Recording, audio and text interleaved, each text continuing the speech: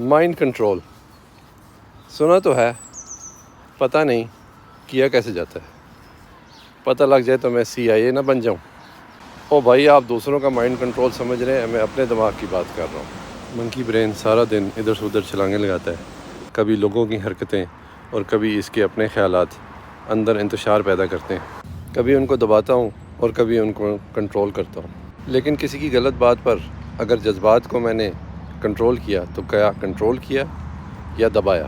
فرق یہ ہے کہ دبانے سے سارے دن کے جذبات اکٹھے ہو جاتے ہیں اور کہیں نہ کہیں انسان پھٹ پڑتا ہے، اور اکثر ان لوگوں کے آگے جن کے آگے پھٹنا نہیں چاہیے تھا۔ سپریشن اور کنٹرول میں فرق کیا ہے؟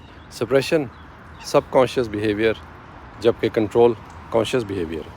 اگر اس پانی میں پتھر پھینکا جائے تو انتشار پیدا ہوگا، اگر پانی اس پتھر سے لڑنے لگے تو انتشار بڑھ جائے گا، اور اگر چھوڑ دے تو اس کا ایکولیبریم کچھ دیر میں واپس آ جائے گا۔